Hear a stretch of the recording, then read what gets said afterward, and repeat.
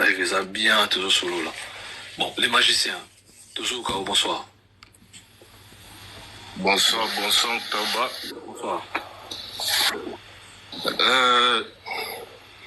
Depuis Nazoka, Tony, tu vas comprendre que la musique, comment Maramounion c'est un peu level. Tant que featuring, on va comparer Nino to Naza to na miel. Pour bon, on va ça faire un featuring na miel, na babindo, mais la question par rapport à niveau, parce que l'artiste, on ça la featuring était dans mon toga, pour un sentiment ça featuring, non. Parce que la featuring, je veux que l'artiste doit quoi apporter quelque chose, on n'a pas quoi apporter quelque chose, apporter un plus. C'est pour ça que mon grand artiste, parce que la featuring est très bon. Donc, ceux qui ont pour la bino, Naza n'a bien les babindo, biso peut tous Naza n'a biso. Ceux pour le mieux, Nino n'a bien les miel de son. Problème, mais ça, existe. Question, il y a level. Naza, babino, bah, ça sonne dans ma bonne. Oh, ma yema n'a l'album n'a pas babindo. Bah, comment le bon, le bon, ah, non, franchement.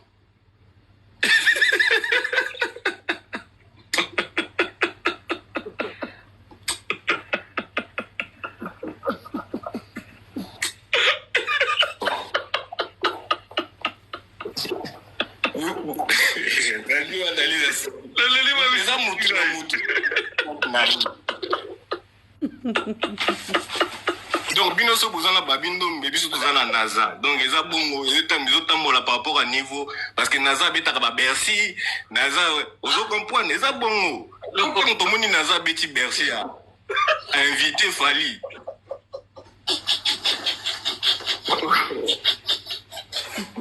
Mais nous analyse, est-ce que vous imaginez qu'il y a réel contre Lupo?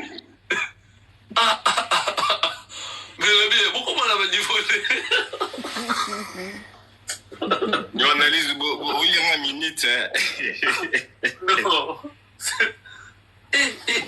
Toujours magicien. Les années, même dans le football, les applications question de niveau. Tant que on a niveau de Ligue des Champions, la Ligue des Champions, on a entre Barça contre Galatasaray, Barça contre Manchester.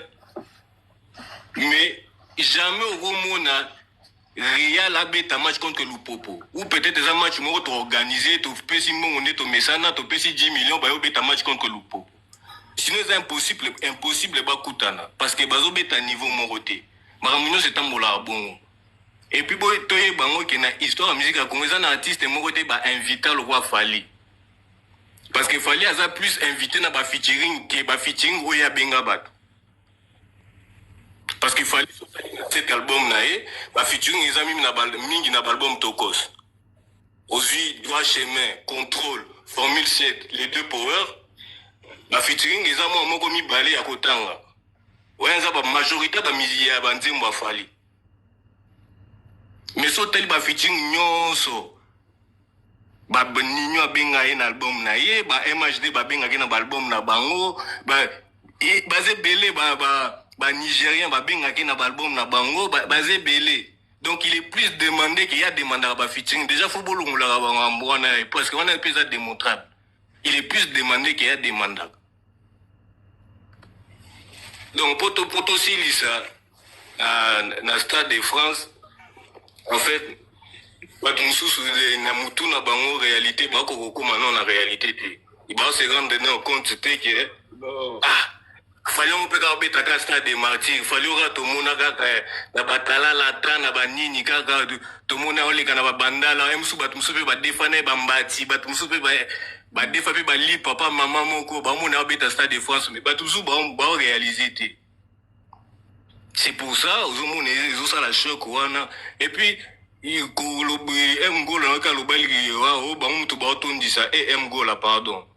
ça, il y a 10 000 dans France, non, pour bétater. Bon, ils sont 15. Sous 80 000, so bagola basombi babie belé basombi 15. Ça non a 10 000 na France pour bétaté. Pour retourner déjà au Stade de France na machine. Ah. Quand il y a bien un bouton qui sont en bétanon, Bercy, Arena, et Simba, Théo, Golobo, Bouton, c'est le Stade de France. Ah, ça, c'est bon, papa. Bon,